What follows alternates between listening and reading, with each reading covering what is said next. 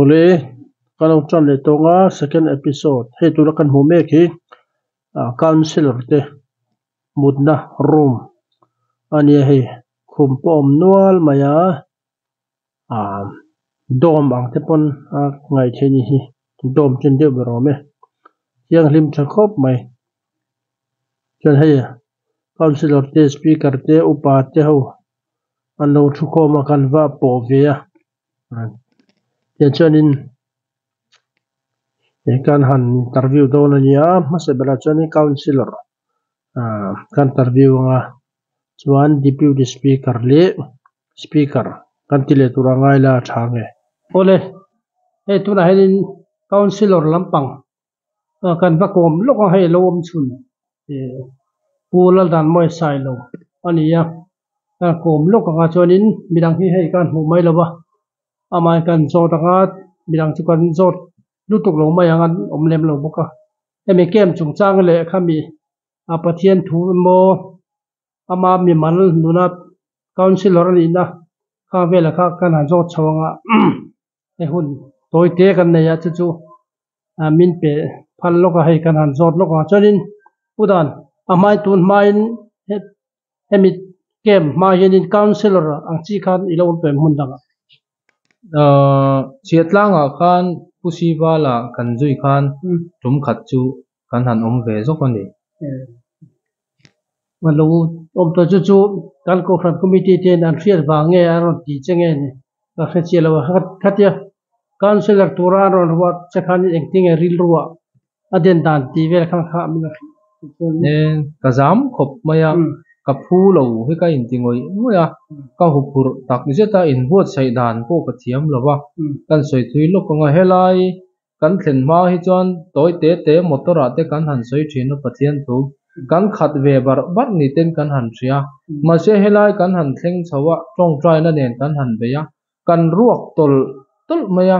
kan ruak lut tuk kha ama tharau zo khan miron chung khata ama zo khan ahun taka hian engkim ni aron ti thina chu kan lom na ni hupur deuh chung hian tun thleng hian kan la ti thina ni lomom le mai kha ani le khami e amai khami kem lu ma khanin e tong trai na te mo khatia funeral tong trai na chi te khatia kha ilo ne na sat phange ti ber ko ema to ka chuan ka nei tam chu ka tilawa ama ro chu lalpa tu na hian engtin nge kan hlayang che ka tia ta chuan tong trai na in lian lo te hi ka neya chu siam thathar le ta che min tia ka thin lunga chuan ta chuan kan siam thar le a fakna la te bible chhiarna le tong trai na te kan nei khan pathian ka han hnai lua po ni lo ama zo khan min ron naya lom na te lim na te mung oi na te thamuan na te keima chuan a ron thlen tira chu wangin kanun kha alom in a thamuang e mani lomom ko mai kha a counselor khanin mani mi mal tak pon khan lok na kha alo nei thenia ami a camper sate ta na kan ti ni rualin katia khan ami mal zong khanin lok na kha katia khan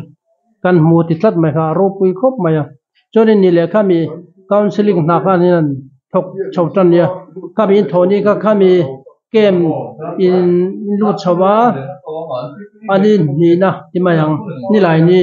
khami ta khan in kal pui ngal nge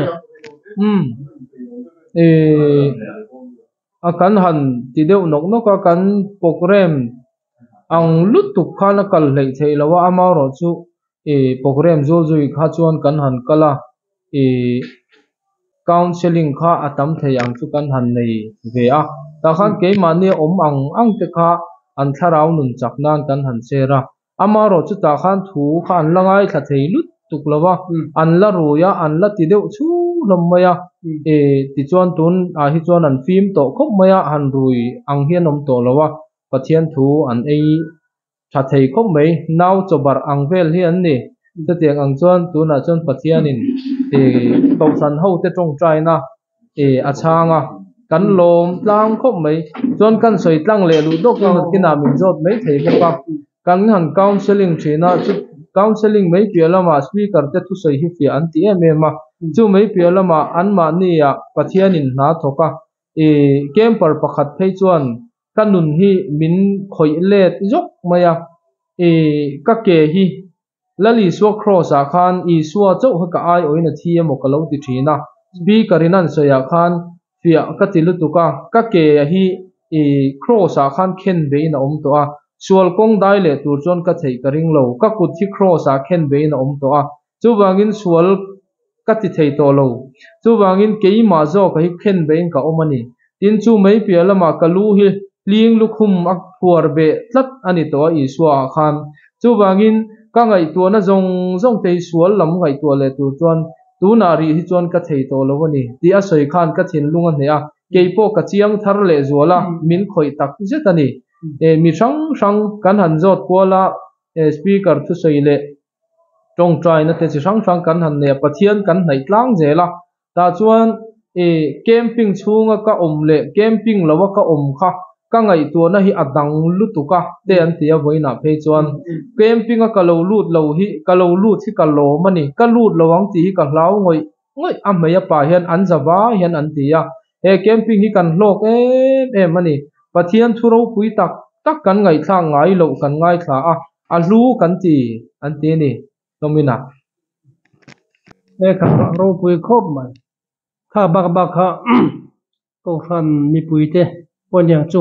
kan be sei lovinari loma khulama ko khan hol lama ni leng mai khanin lo tong trai lui reng boka jana ne ka tiang vel khan chu in fo khom velin na thok ti kha alang renga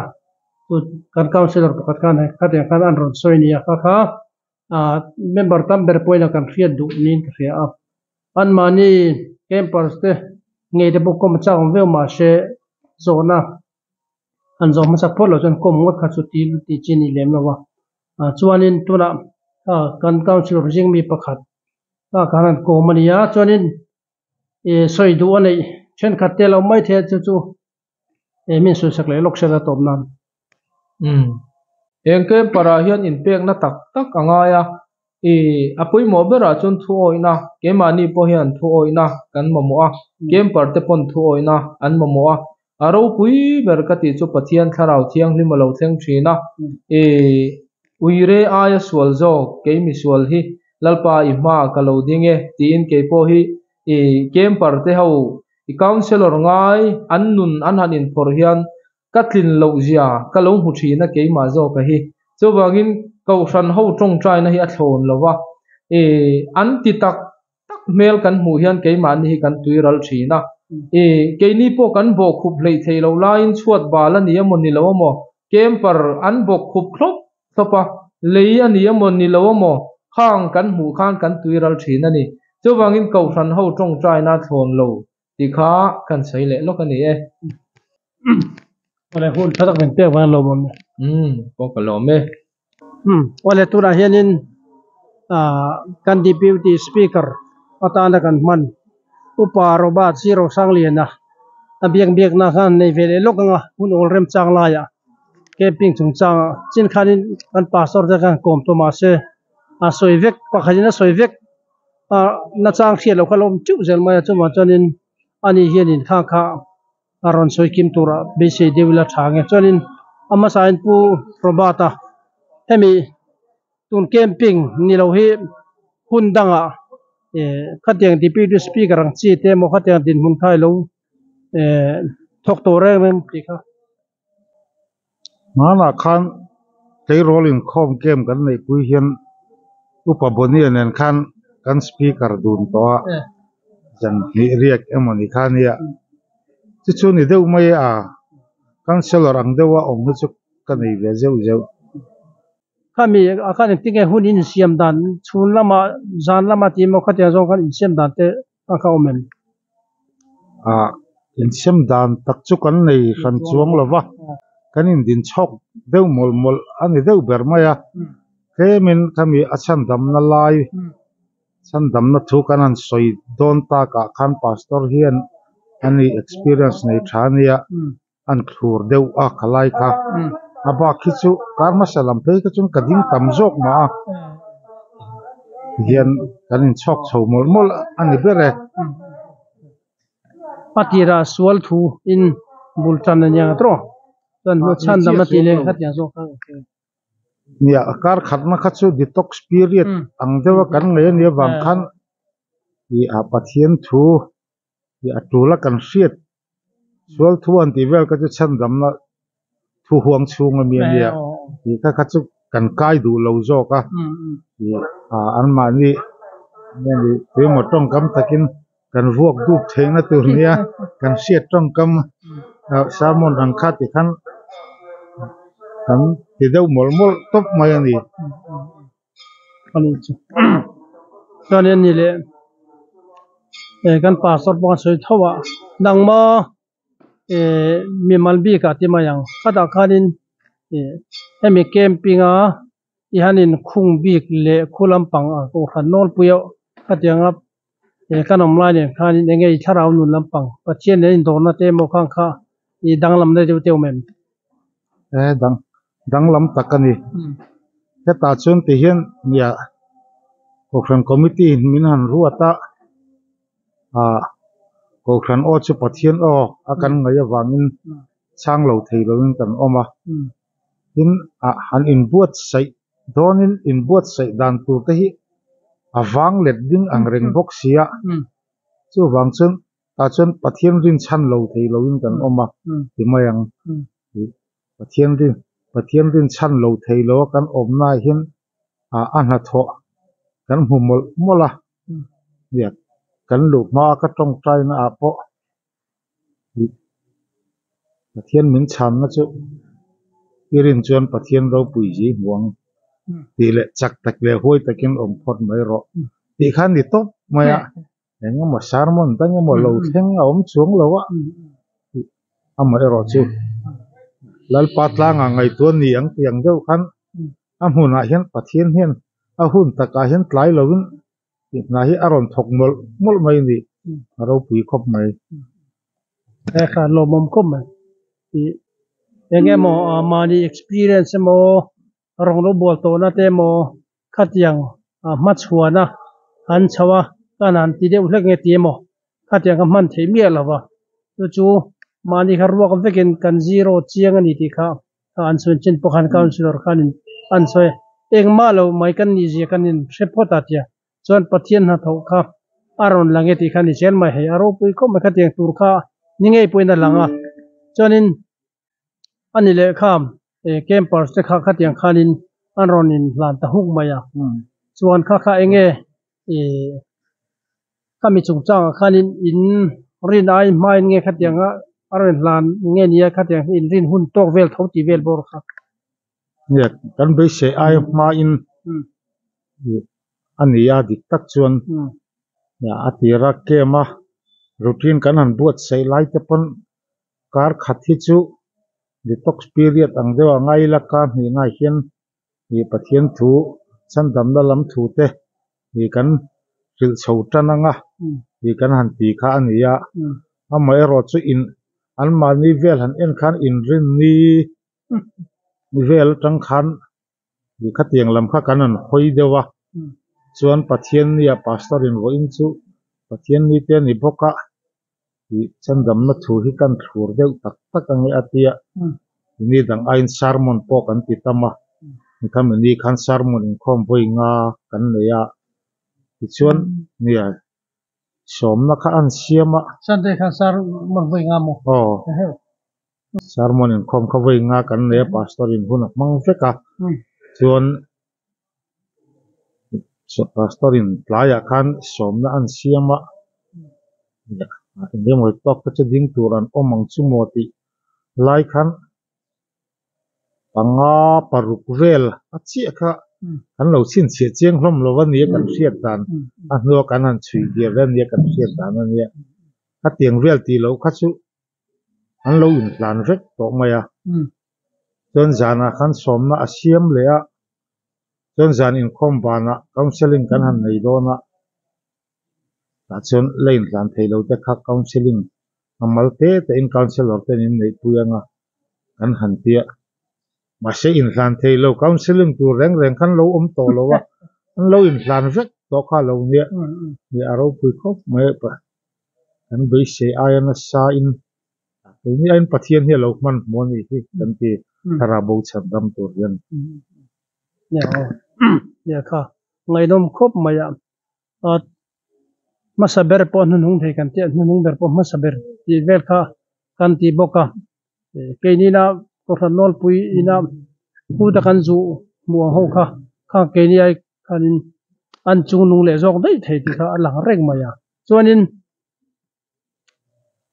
ตัวมาจนเกมปิ้งอาเฮียนิน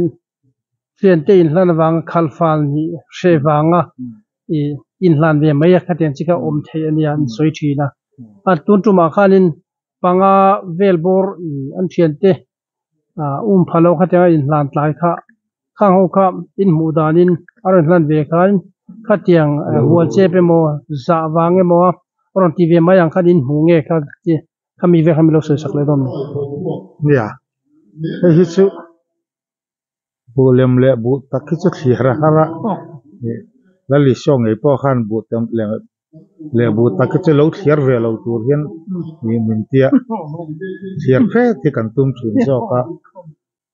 ทำไมรอชูยีรินในอินขัดยังอันซีขัดชูยีอันเล่าตัวระยีกันไปเสียยีเป็นยีปัจเจียนินนาอัตกะ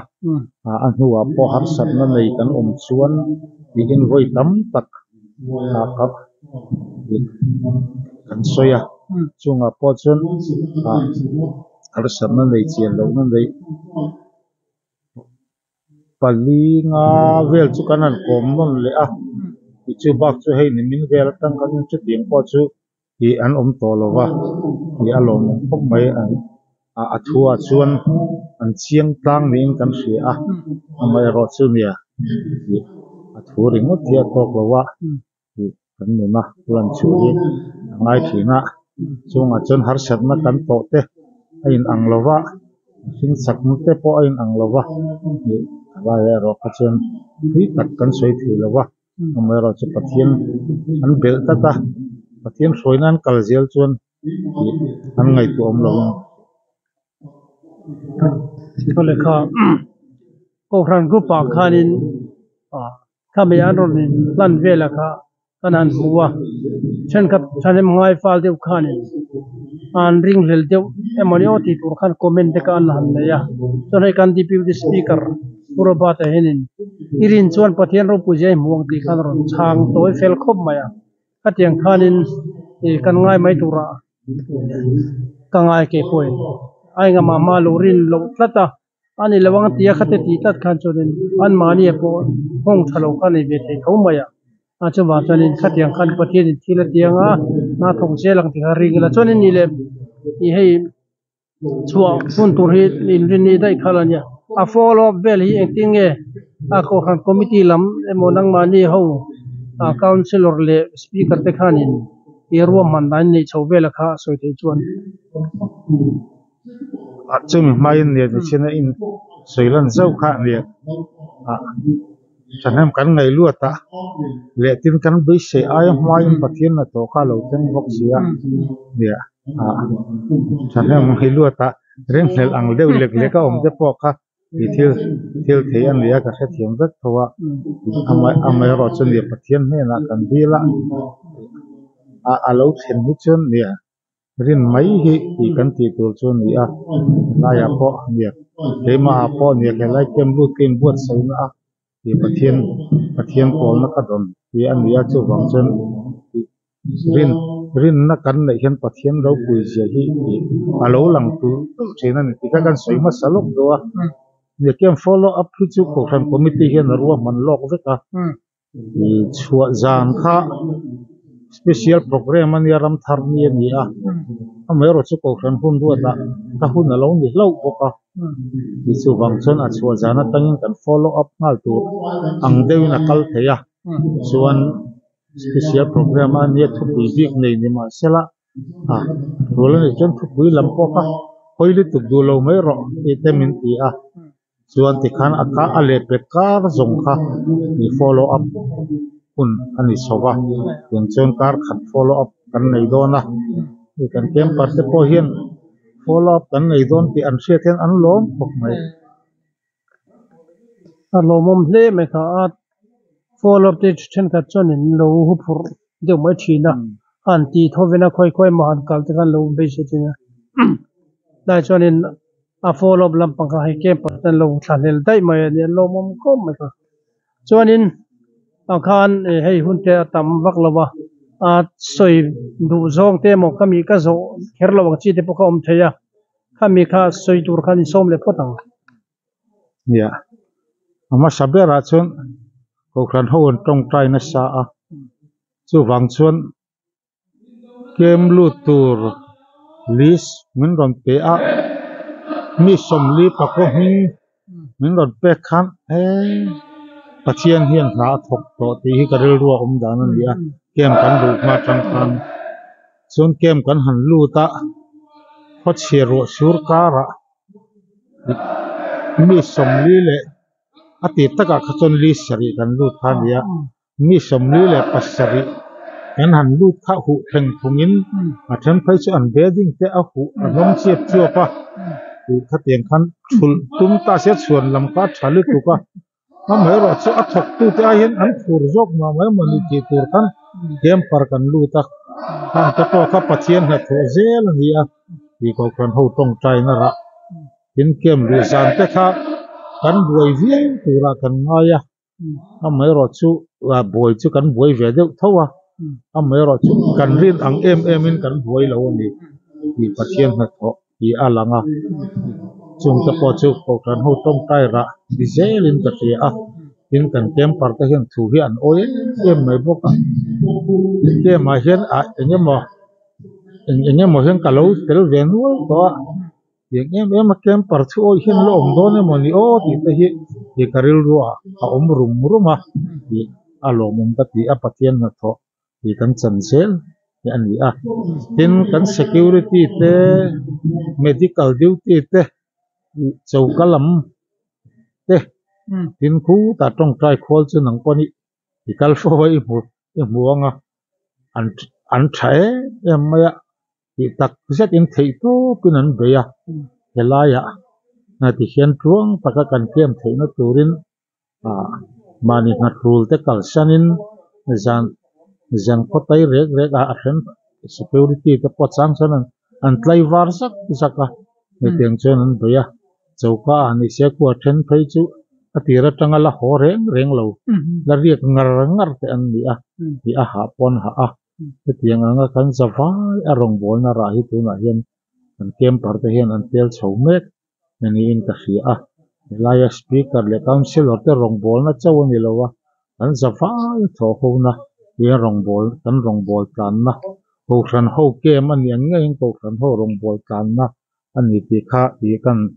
soi lang le du boka chu tu na hian i ara ti kan tel chho mek a chu khata chon ni le ta sela tin chu ti rual chon kan kem par te hi an din muna in ang lova chua lam te po hei tu na chon kan lo nei to a chu ta karil ro om reng ka khong ai em chu then khat thi chu chung ko pa ngai taka an honga an chung te an lo manga ti tin an tharau nun rom kang tur te pon thei to an lo chua puyang chu ti lai chon then khat e ro hi chu an ho anga chung ko a po lo lom tu om mang lo an tharau nun chom tura ma lo la pui tu po om mang lo an tharau nun ti chak tu ai chon ti thuan op jok tu ti chak lo jok tu ni thei he tiang chung ko hi anya mo sa kan omin ka ti a then khat kan an kom fal na te po na sei po an soya ti tiang kan chung ko hi na chung ko han lu le a ka an hu phura ni ti chung te chu an khong ai thak ka pia tong trai pui pon ngaya ti rol chon kan speaker po in chung ko a ti chung ko chun eng turin pathian in min ko ani ti zong te pon ti kan speaker po in ti min sil tiara ti sermon te po thaka ti chu an mani hi nei kan teng poi mo a tin ni chinak kan lo ngai thak ang khana ko kan le ko tang le chung ko a ti hian pathian in a siam thar to a ani ve hi ti hian an ti lenga ti a ring rel mit menga lo an lovin pathian na tho lo theng hi lom taka kan lo pom mai hi apoi mo in ka hria a patan bo te fanutlan bo te an lo hole don ti ani a ko san ho tan po pathian in di sebong min kal sakang roi min the sakang ti ka ringa te chu hlim takin kil tlangin nge ti hian anni hi lo lo mila te chu apoi mo in ka hria a hi pathian in a apum to te an ni a pom hlei thei lo ti khwal vela i kha tiang kha chu i kan ko san ho te ring tu tak tak chung kan ti tur hi ani lovin ka hria a he pathian in a ngai dam to te a chan dam to te a siam thar to te an ni a an hmanun an tun hmanun an ri lo chui sak thak te po hi pathian hat ho ni in ka ring chi alowa ni chu tiang zong a po chun ko san ho ti kan phim tur apoi mo in ka hria chun chu kan soibel thei chu ni mai te se a patina Eo kha lo mom khop mai kha tiang kha akan DPP speaker acha kan don chanchin kan don kan fiat thei ania ka kim viu in ka ria ke pon khami ba kha chu bidang po han zo le maila an soi ka ring chi alowa chu de vel chu ne hei tuna henin a kem par so po an bethelai mun san sana an tung tai rual hei te henin an thing thian bok khu boka tiang vel chu bor wa kania ko ran committee po henin a hemi tun bor wa khi an be se thlengem o ti te po kha ngai tu na om the hei hi an be se an aro pui jok poni mai the ti po kha ngai tu na chu na ma khatiang vel kha ania aro pui ko mai ko ran mi pui tang rualan vaya ko ma veng chung ko khan lama tung tai na po kha i apoi mo lutu ka khami kha kiraya kan councilor te speaker te DPP speaker te o po hianin azar kan zawa khami wang khan yeti khan hayan soi jela chu ko khan mi pui te po kha mi hetilaya huna an kalin eroten bolin ma security te mo anti lemlo maula kolaya huna i no tong tai khanin na tam takha thokani ti kha mi pui te khan min lo khiat sak reng ula kha an duwa chu kan ron soi non velen ichu le lo mo me nei kabula ka dingla ma kan pastor kelal ram mo ya ambial tu pastor ania ani hi emi kan camping a hin speaker atura pathian arwat kan ti mang chu then khatin midang khoi mi mo kan thir ngai lo te mo mun dang mi kan veng chung ni lo te ti mai om ti te mo khan comment te kha an soya ma se midang kha kan lo tiang tia lo mi chu he lo te na kan hu tang he na fiat mai oma kan pu moi te ya ti khan kan ko mai nga chuanin pu moi te hemi kan special camping ron ir chhuwa dan vela hi abul thum de hlekte a soi thei chuanin Kausan committee an khotlang le kausan boru clearin special camping nei ni set in arela chuan committee sang ten han ruat chawa chuan speaker turpon han dap amaro chu kausan committee khan bial du pastor hi speaker ni se an tita kan chat thei talawa in councilor tan po mundanga mi ni lovin ke mani kausan chung mi mangang tin an kausan chung mi kan rong bol tu mette an han thang an han ruat bok in speaker a hian pahnih an up kele uparabata ruat boka tiang chuanin committee camping a chuan kham sakha hun turakan han ruat masak chu nia maro chu kan hmun du arem lo bangin a hmun rem hun hakin tuna hun tuna kan hmun du arem hun lai taka hi tuna ka sa tuna hen kan mang chota ne chon ni le tuna ke mani ram veng thar pastor bial ma khanin hetiang special camping chia pastor angzong khatianga rong lu bol khatiang kha ilo nei to thilem committee na rel na zo kausan committee khan india an ti zau chan khan ne bial lom to na an nei zau chan chu mi soi ga khiat dan ma na kan pastor hi kong zo ten khatiang khanin hothera te ne na wong ten khatiang te kana local na sa to khom maya atap khom mai ti te ka soyoma khami vel kha eng ti kum so vel nge khoi muni pial lai vel nge ti vel te khaซึ่งสุดที่อังจูอมทันเล่มโลกูทันอาหารน่าเห็นไลน์กูทันโฮเทนคงจะจองอันเทข้างคักสุดที่อังจูส่วนการเตลเวอังเดียวข้านี่ไหมจุดกันเพียงลูกอันนี้จูจวนตัวนักการลู่โชว์เลี้ยงแค่เพียงเบียกจนสปีกเกอร์ตัวหัดเตอันหันนี่โชว์ข้านี่ตาวสิลร์เตนเตโมขัดยังข้านี่อามาอินลูเบทเฮลโฮเตโมขัดยังลูมีติ้งชีเตจุดยังจวนกาลีลาติ้งชีเตข้านี่ลูไงตัวโลกเต้นในทีนโอ้กันนี่คอมจะอุตส่าห์ที่ชวนกันให้มีการแคมปิ้งอารุจีนะฮิสปีกเกอร์และคอนซัลท์ที่กุตะกูทางคอมมิตี้นั่นด่า organizing committee ขนาดด่าพวกเขาไอ้การสันนิษฐานมุขคอมาเนี่ยตรงใจเขาจะพวกเขาการมุขคอมาโปรแกรมที่เชียร์มินตีดันตุกลมังเตปอหันสวยเขาวินการมุขคอมจะอันนี้เลยมินอลปุยก็หันมินอลปุยแคมปิ้งชีเตโมขัดยังที่ละตัวนังบอรัวแค่รุยลงง่ายบีกพัวเดียวกันตามข้าอัทุกเกนเนี่ยโมไอ้ข้ามีกัลปุยดานักดังลำเดียวเงี้ยง่ายเร่งกัลปุยดานจะดังลำเดียวแค่เตะสันจุให้การ์นี่อังนิตารุยโลบีกสเปเชียลแคมปิ้งอ่ะจนการ์ขัดหน้าเฮียนอันมานี่ดิมโดยตะก็ดอมโฉบไปอิน